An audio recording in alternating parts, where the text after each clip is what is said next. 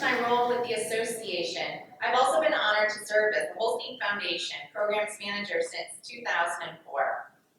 Our Holstein Foundation mission is to educate and develop future leaders for a vibrant dairy community.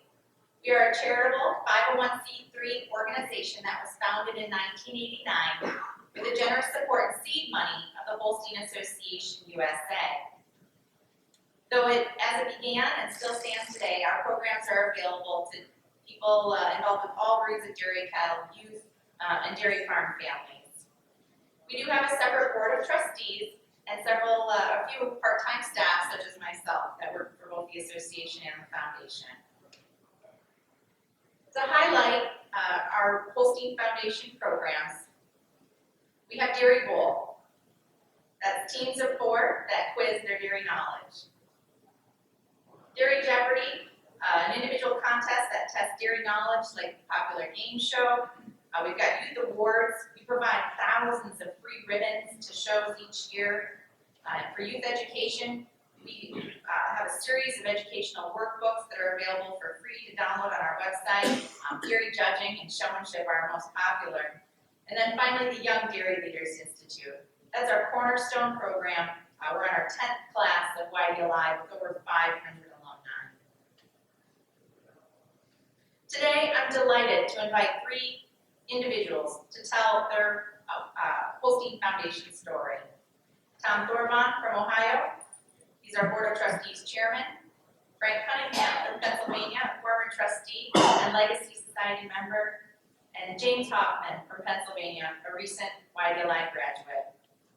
We'll start with our chairman, Tom Thorvon. First of all, I want to talk a little bit about myself. It might give you a little bit of background about me and also why I think this is an opportunity that we all have to participate in, whether it be financially or on an individual basis as a venture.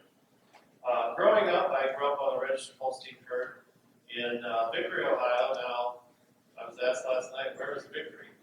And if you happen to have ever heard of Cedar Point, that's basically in my backyard, which is in Sandusky, Ohio.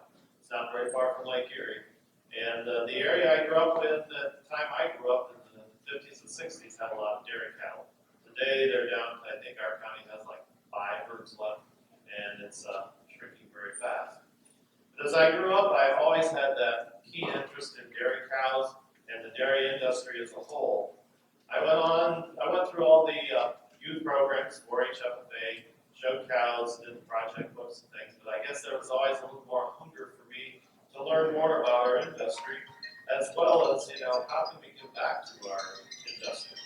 And so I went on to Ohio State, got a degree in dairy science, and then I went back home and farmed with my dad and my brother and my great uncle who actually founded the herd. Over the years, I was involved in numerous activities. I was a 4-H leader for many years, served on 4-H extension advisory committees. I was involved in the Ohio Holstein Association. I went through all the officers, been on many committees there. And some of you may know, presently I'm executive director at the Ohio Holstein Association. That's a very part-time job if you ask me how much time it takes. But the last few months it's been a little more hectic. I also been involved in other programs through agriculture. I also was on the National Holstein Board for many years. I was on the Junior Advisory Committee, representative from the board, and junior and youth activities have always been in the back of my mind. One thing that I realized, in 1976 I got married, and I married an education person. She's an elementary art teacher. And the schools that she taught in, or not really intercity, but Fremont is I say it's a rural community, but I don't think the people in Fremont recognize the rural community. And so through her involvement at school, we got involved in the 70s and 80s with bringing children out to our farm to see the dairy, to see calves, and all those things that kids in town don't get to see. And a lot of questions came up at that time about different things. Why do you take your calves away from their mothers at 4 or 5 or 6 hours? And why do you keep them in these huts? And why do you keep the cows confined? I don't know sometimes if I had a really good answer or an answer that maybe they could understand. I remember talking to the kids that when we took the cabs away, I said, well, they're healthier that way. We put them in these little houses out back. But I'm not sure if that was the correct answer, maybe, and I'm certain some of the parents and perhaps even some of the teachers didn't quite maybe agree with all that. But I was, in my own mind, I was using what I had been taught, I had known over the years, and to answer these things. So I always felt that perhaps somewhere along the line, maybe we needed to educate our farmers, our young people, and even our industry people on how to react to some of these things that consumers were asking. I think that's the big question we have as we look at things today. And so about the late 80s, reading the trade magazines, I happened to see where Holstein USA was starting a foundation and some of the goals they had for that. And of course, one of the goals was to have a 501c3 like here, like Jody mentioned, that we could contribute to provide some funding to get some materials out there. That was another thing that as a coach of 4-H teams and so forth, I really didn't think our agriculture extension people had the right kind of materials that our students could use. I think they were kind of antiquated, and a lot of times they were 20 years behind the time. That's just kind of, and with some of the things we got from Foundation in those early few couple years, why we were really able to get our kids more on track on judging, on management, things like that as I worked with them through 4-H and through judging. And as I want to say one thing before I go on is I want to thank those original visionary people who started the foundation. And I think they had a lot of vision and saw that what we needed in our industry was a way to reach out to our constituents, our consumers, and so forth on how to properly address the situations and the questions they were being asked. And of course, a year or two later, they started, I think it was maybe 91 or 81, something like that, 91. YDLI became a real program for Holstein USA and through the foundation. And I thought, well, this might be a good opportunity for me personally to view some of these things and to learn from it. And at the time, there was an age restriction on how old you could be to go to YDLI. And I think I was 42 or 43 at the time, the restriction was only 40, so I couldn't go. And a few years later, 3 or 4, they raised that to 45. Well, I was still too old. So I never did get to go to YDLI, but I was able to talk to many people that I knew from Ohio and other places who had experienced that program, and what a great opportunity it was for them. And I think it was at some time in that period that I decided, well, this is probably a good opportunity for me to give something financially at that time to the foundation to continue this program. Of course, now, a few years ago, the Holstein board put the $5 million in the foundation from the reserve fund, and I really thank the board for having done that, because that really helps make the foundation go a lot smoother than what it has done over the years. And through my association and working with the National Holstein Association as a director, I was on the YDLI, or the Junior Advisory Committee, and so I got to meet some of the staff and some of the people who had, more people who had been involved with it. And I was asked a few years later, after going off the board, to be on trustee for the foundation, and I think it's been a wonderful opportunity for me. But I think the point is that we have a lot of questions out there that are being asked by the consumers. Why we do this, why we do that. We have GMOs, we have genetic testing, and all these things that consumers don't understand. And how can we respond to them? And what YDLI is, I'm using YDLI as our big focus, because I think that is our most tremendous program. It gets the young people in our industry, it could be farmers or youth at home on the farm, there are young people in our industries. It gives them that way to, an opportunity to hear people and to learn how to properly address those situations that we have out there. And they come to these. I've had the opportunity to go through one of the programs since being on as a trustee to just see what they go through. They have some tremendous speakers that come in and relate to them how to network, how to form opinions, and send their message and provide programs to get their message out to the consumer and to other people. And I've had that opportunity, and it's been a great opportunity. And these kids are the brightest in the industry. And one thing I might add, as thinking back over my life, there are many other programs, leadership programs, offered by other organizations, it might be Farm Bureau or whoever, that I've had the opportunity to talk to people that have been in both of them, and I had to happen to be through some of those, and I think YDLI is by far the Cadillac of any of those leadership programs and training programs that we have. We probably have many more than just Jim in here that's been through YDLI. I don't know, but it is a tremendous program. I want to thank, first of all, the Holstein board again for their donation to the foundation. It's really made our opportunity, or our commitment to it a little easier. But we still need people to consider donating to a program that is really going to benefit our industry. Remember, we have to look forward, and it's a good way, in my mind, to pay forward for the future of our industry. I hope each of you will give some thought to foundation in your charitable giving. It's a great opportunity, and if you love the industry the way I have enjoyed it and loved it over the past 60 years or so of my life, I think it's a really wonderful program to put some money into. It benefits our 4-H and FFA age youth with all those things that Jody mentioned earlier, and it certainly improves our industry as we have young people who go out, answer questions, and be networked and work into the providing the information that people need to answer these questions that we have. It's our industry, and we have to support it and make sure we have those people that can continue our industry as we are no longer around or are no longer able to put out what we can do in our time. But again, thank you. I hope you will consider YDLI or Foundation in your charitable giving, and I thank those who have already contributed. Good morning, my name is Frank Cunningham, formerly of Hillside Farms. In Loser County, just 25 miles south of us. I'd like to take a few minutes to share the story of our farm, its creation, its dissolution, its rebirth, and why the Holstein Foundation means so much to me.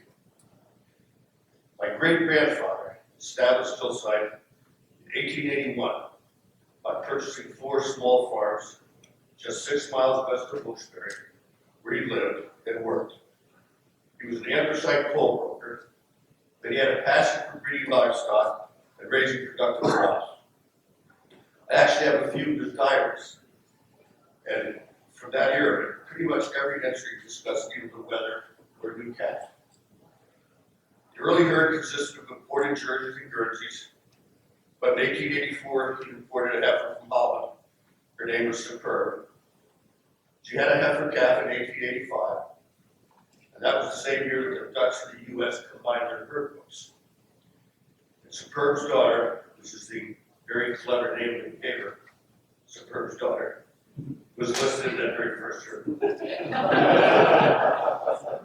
Fast forward 67 years, my father Bill, who some of you know well, and I wrote this not knowing who I meet. I've seen a number of folks yesterday and today that knew Dad very well. Having returned from the Navy after World War II, took over management of the farm. He joined the Pennsylvania Holstein Association Board of Directors in '52, the year I was born, and served as president from '59 to '61. He served on the National Board for several years, and along with my mother, they chaired the National Convention in Philadelphia in 1976. I have to tell a quick story. Back in '76, Anita Bryant was scheduled to be the speaker on the Saturday night dinner. For some reason, she canceled. Obie Snyder came to the rescue and asked Joe Paterno if he could speak at the dinner. My mother called me in my room. She said, "Then invite the Paternos down for a cocktail. Would you come down to 10 bar?" I said, "Mom, I highly doubt that the Paternos are drinkers." Well, sure enough, Joe showed up without his wife. Asked me if I had any bourbon. I said, for sure. He said, "I'll have a double on the rocks, Sue's not here." And he had a second. And I remember him being so clever, when he put up the podium, the Ohio contingency was right smack in front of him. And he said, "Who arranged this?" So that same year after finishing college, I moved back to the farm where my brother and I built a dairy store. We bottled our own milk, produced ice cream that we sold in our ice cream parlors, and our mobile ice cream store was a tremendous fan favorite. That was the plan that allowed me to work on the farm and work with my father developing a genetics program. I'd worked on the farm since I was a 4-H'er, and it was great to be back. We merchandised cattle over the years, but Dad never bought that many.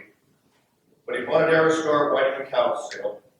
She worked out very well. He warmed up to bringing some new blood into the herd. It was 1995 when we formed a partnership with Penfold Farms. We began flushing our top cattle. Bull and embryo sales followed, and it was an exciting time. But in 2002, our family's board of directors, which had been my cousins and my dad's brothers who were not involved in the farm, decided that they wanted to disperse. Health insurance coverage for our employees was beginning to return soon. So 118 years of registered Holsteins came to a close. Toughest day of my life at that point. The empty cow barn was a killer. But rebirth. A couple of years later, we were approached by a nonprofit. They were land trusts in what we call the background part of where we live. They wanted to purchase the entire farm, all 400 acres. They wanted to put cows back in the barn. They wanted to continue to make milk and ice cream. And we reached in, they also promised never to develop the farm. So that's where we went. And if you go by there today, and if you're on your way home, it's not far off. They've got a vibrant ice cream business. They're not breeding all day, they're not Holsteins, but there's cows in the barn. And that's easier for me to drive by. So enough of the history lesson. How did I get involved with the Holstein Foundation? I was playing golf in a golf tournament hosted by the King family at King's Ransom Farm. This was in 2003, just a year after we sold. Trying to keep my contacts with my Holstein friends. When I received a call from John Meyer, asking me if I would consider taking this seat on the Holstein Foundation board. Although I knew little about the foundation's work, I happily accepted. I left the farm shortly after the sale and was working as a development director for a local food bank. I hoped I might bring some fundraising experience to the table. I also knew that to sit at the table with the likes of Dick Chichester, Emma Wendorf, Henry Beneke, Tom Nunes, Don Syke, Chuck Gordon was a tremendous opportunity to learn. It was my pleasure to serve from 2003 to 2014. I soon learned that the mission statement was to enhance youth and young adult programs that will develop and sustain leaders for changing agriculture. That statement later became developing future leaders for a vibrant dairy community. Either way you put it, the job is getting done. We accomplished a lot over the course of those years, supporting numerous youth programs that Jody mentioned, Dairy Gold, Dairy Jeopardy, and of course, tremendously successful YDLI. Young Dairy Leadership Institute has just completed the first half of its 10th class. Since its inception, I hope these numbers are accurate. 562 YDLI graduates, ages 21 to 45, sorry, Tom. Since its inception, 562, I'm sorry, repeat that. Came from 44 different states, 5 different countries. I happily served on the YDLI Advisory Committee from 2007 to 2014. They attended the classes each year. The warm weather sites were a welcome change for the Pennsylvania winters. It was the young people who were going through the program that made it a pleasure to participate. Watching the maturation of so many of these students over the course of just 53 weeks is remarkable. I've made dozens and dozens of friends through the years, friends who keep in touch in the Facebook world, and I applaud Jody, Lindsay, and the entire support group of Gatterboro to make YDLI the huge success that it is. The talent on the advisory board each year is immeasurable. This year's group comes from Wisconsin, New York, Michigan, Utah, Virginia, and in Tom's case, Ohio. And they show that just to keep it. I'd like to mention one of the highlights of my time with the foundation. In 2010, we decided it was essential to do some major fundraising. The Dairy Leader for Tomorrow campaign was capably led by Chuck and Judy Aker. We raised close to $750,000, allowing White Line to be more self-sufficient, less reliant on the Holstein Association. The campaign also gave us great exposure to the dairy community. In conclusion, my passion for the Holstein Foundation of White Line, why my wife and I donate annually to the Holstein Foundation, why I've left the rest of my will as well. It gives me pleasure to support the foundation for years to come. Thank you for listening. Good morning. My name is James Hoffman. I originally grew up in Schuylkill County, Pennsylvania. My background is a little bit different than the two gentlemen that spoke before me. I did not grow up on a dairy farm. My first experience with dairy animals was my grandparents and I. We raised Holstein heifer replacements. They were all great. And then I began to take a little bit of interest showing dairy beef. My uncle got me a dairy beef from the Sembles. And I started to show at the county fair. And there was a lot of good breeders in my county. There still are, not as many left. But Jim Dunn, I got lucky that he was my 4-H leader. So through, watching his children, David's the same age as I, we grown to become good friends, and Jim allowed me to tag along on a lot of events. We went to my first Holstein convention. It was icy. They bought a cow named Pastel for Lisa Grand. He was one of the higher sellers that day. He took me to different conventions across the years. I grew to be interested in Holstein, so then I got my first heifer calf from the Burley Acre farm up in Honesdale, spring calf. Throughout that year, Jim took us down to Jim Younger's. He's in the room today. They helped us watch what they were doing for showing. Chris Riker was flipping, I remember, and we got to see how to prepare animals, and that really grew my interest. That year, when I first started, we went down to the All-American Dairy Show. It was my first time there to watch the Eastern Elite sale. And I remember walking in the barn, the first barn I walked into, and there was a cow that stuck out to me. At the end of the row, her name was Promise. Everyone might know she's a pretty household name here in the state of Pennsylvania, but after that I was pretty well hooked. I'm not sure if that was a good thing or not yet. I guess the Holstein bug, when it hits you, it's really hard to get rid of. Like I said, I grew up in Schuylkill County. We did the heifer replacements. I would sell some heifer replacements and buy a couple registered animals to show and stuff. My grandparents were really supportive. After that, I decided to go to Penn State. I majored in animal sciences and agribusiness minor. I was active in the Dairy Science Club, a very good program. Through Penn State, my biggest achievement, other than my diploma, I met my wife, Janelle. She, in return, decided she was going to go to vet school, so that allowed us to go out to Wisconsin. Dr. Varga, one of the best nutritionists, I think, in Pennsylvania, told us, if you're going to go to vet school, go over to dairy cows, learn the good dairy faculty.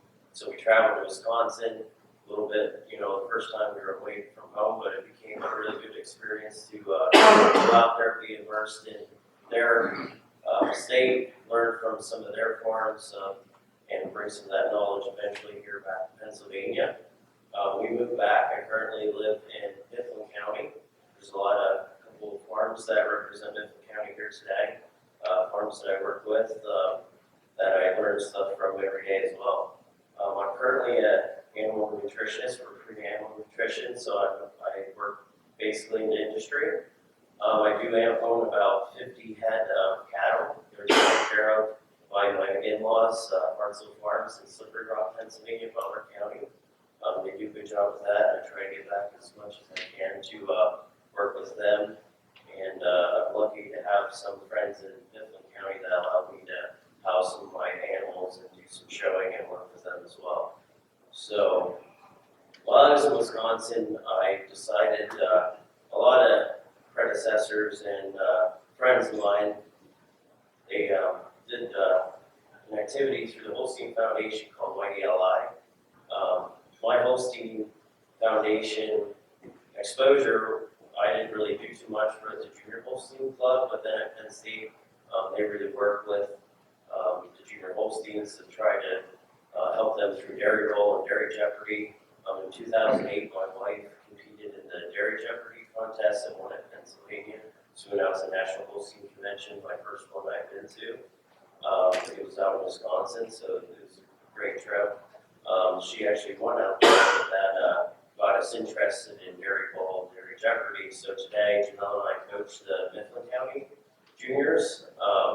So that's, I guess, my first experience with the Holstein Foundation.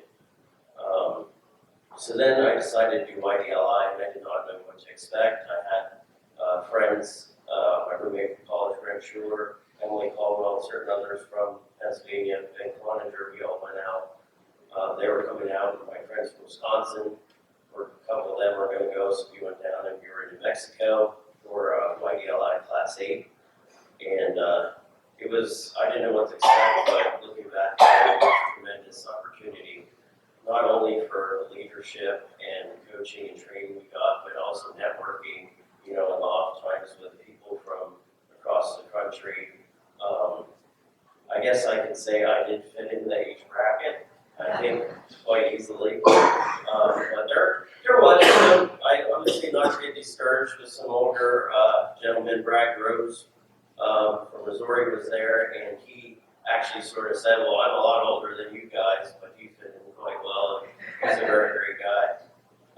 So Young Dairy Leaders Institute, there was many highlights for me.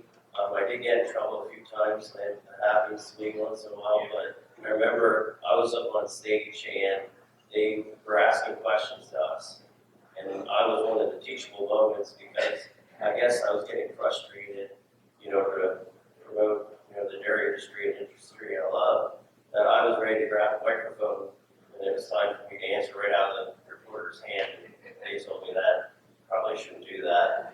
But, yeah, leadership out there, impromptu. If, you know, I was going down the street and somebody asked me a question, a news reporter, if there's an accident, you know, a barn fire, you know, tourists coming to your farm, you know, the training we received, you could answer questions and you could do it without hesitation. It's one of the best things I learned from people in the room that, you know, never did any type of training is the customer perception of you being heartfelt and telling the truth, you know, and just your candid speak actually resonates very well with the consumers. They wanna believe what you are saying, and then they'll listen. Because, you know, generations off the farm these days are 3 to 4 almost generations removed. Some of these people think that milk spontaneously regenerates in the back of the shelf at Walmart. You do not know where the milk comes from. So YDLI was just a great experience for me. Public speaking, being on camera, it is tough, but we got through it. We worked with a little bit of different anti-dairy, I guess, organizations came in and spoke to us about what they believe, and we sort of, I guess, interacted with them, and sometimes they might get your blood away, but we can't let them win. And I would say, for me being younger, it's hard to maybe get in the industry sometimes, but I believe that it's our job to speak with a unified voice, whether it's small farms, large farms, commercial grade, registered. It just, we have to speak together, you know, organic, conventional milk producers. We have to speak together and not fight amongst ourselves, promote milk to the consumers.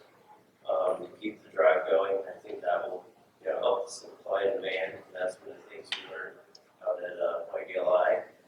Giving back to the Holstein Foundation, me and my wife try to donate every year. We're still paying off some vet school loans, so I don't think I'm giving millions by any means, but I did thank grants from different organizations, and I think when different AI companies or organizations, they allow their employees to go. I think that's a very great option to say, hey, you guys can maybe go and attend YDLI. So I was grateful that at the time when I lived in Wisconsin, I worked for Growmark, and they allowed me to go and they helped pay my way. So, I mean, you know, the industry people that can help along the way.